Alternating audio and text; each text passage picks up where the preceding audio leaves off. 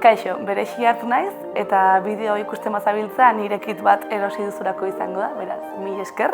Bideo honetan gure etxeko pegatinak nola egin azalduko dizuet. Kit honetan materialen artean aurkituko dugun lehenengo gauza liburuxka hau izango da, ilustrazio kuadernoa deiturikoa, non ilustrazio ezberdinak aurkituko dituzuen pegatina bilakatzeko.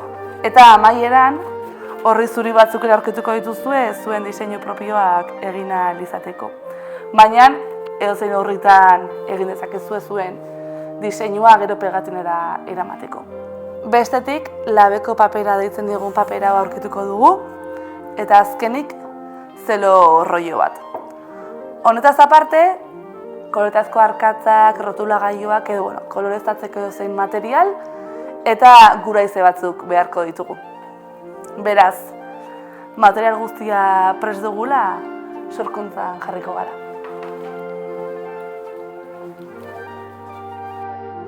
Lehenik eta behin lanerako espazioa antolatzen joango gara, orain ilustrazio kuadernoa izango erabiliko dugun material bakarra, eta gainontzeko guztia alde batera utziko dugu. Bestetikan, etxetikan dituzuen margoak, pinturak, tenperak, rotulagailuak dena delako erabili dezakezue pegatina hauek marrazteko eta koloreztatzeko. Beraz, etxetikan duzuen edozein material aurkitzea eta erabiltzea gomendatzen dizuegu.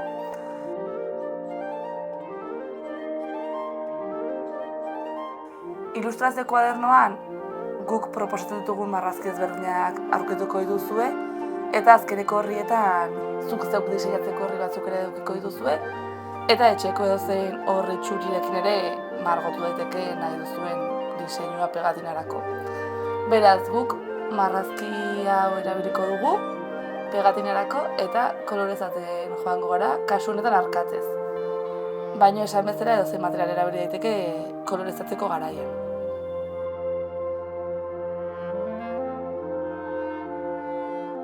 Beste aukera bat, koloreztatzeko kuadernoetatik marrazkiak aurkitzea izan daiteke eta gero pegatina bilakatzea, edota internetetik koloreztatzeko marrazkiak lortu eta hauek inprimitu eta guk eskuz koloreztatzea izango da.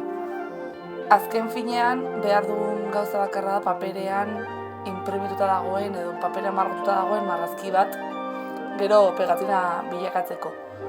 Edota revista batetik ateratako argazki bat, argazki zaharren bat, bestelako paper batean edo material batean inprimituta dagoen ere irudiren bat erabili daiteke pegatina bilakatzeko.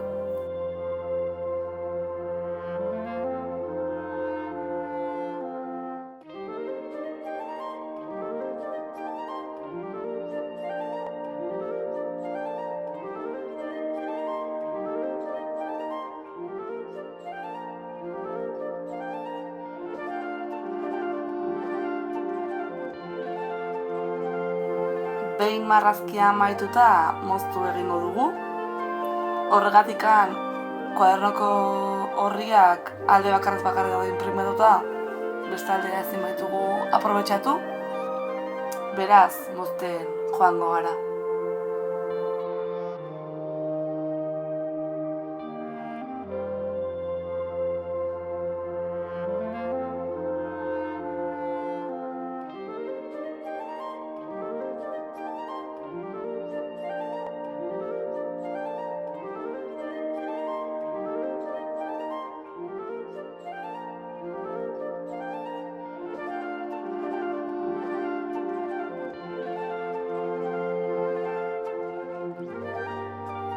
Behin marrazkia guztiz moztu dugunean, espazioa berrantolatuko dugu eta koloreztatzeko materiala, margoak eta horrelakoak alde batera utziko ditugu pegatina egiten hasteko.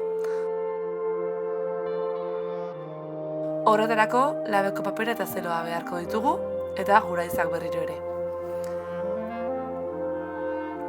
Begiratuko dugu ea gure marrazkia zeloaren neurrira kabitzen den, hala ez bada, zelo kapa gehiago erabili beharko dugulako pegatina egiteko.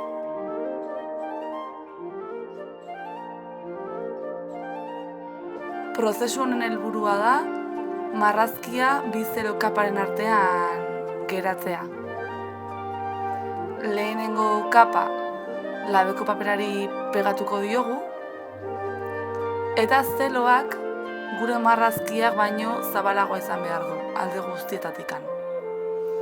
Orduan, gure zelo zabalera marrazkiarena baino txikiago baldin bada, zelo zati bat baino gehiago jarriko ditugu zabalera guztia hartzeko.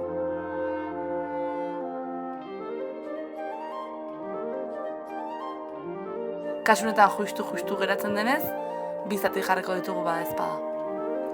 Zeloa ahalik eta txukun saiatuko gara pegatzen ez ximurrik edukitzeko.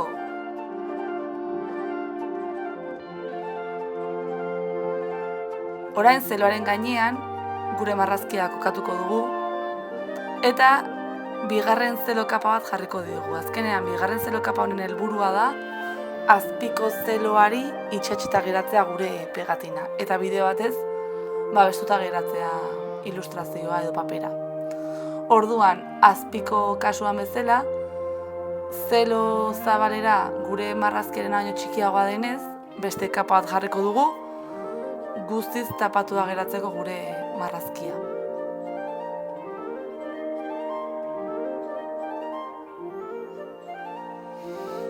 Horrela, lau kapako diseinu bat edukiko dugu, azpian labeko papera, ondoren zeloa, ondoren marrazkia eta gainetik berriro zeloa.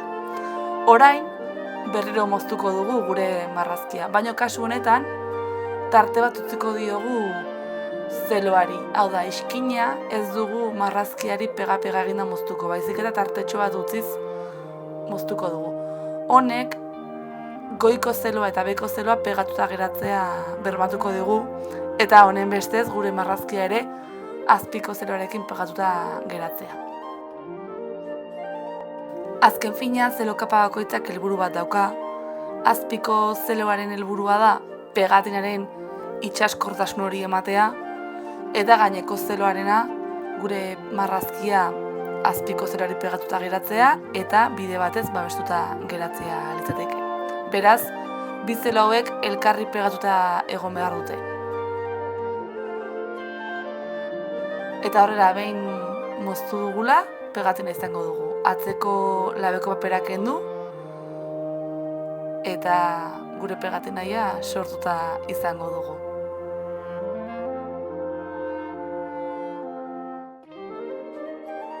Eta hau izan da prozesua, bestelako kit batzuk edo bestelako prozesu batzuk ezagutu nahi badituzu, beste kit batzuk ere baditugu sortuta, beraz betiko tokietan aurkitu ditzakezue. Hurren arte eta mila esker. Aio!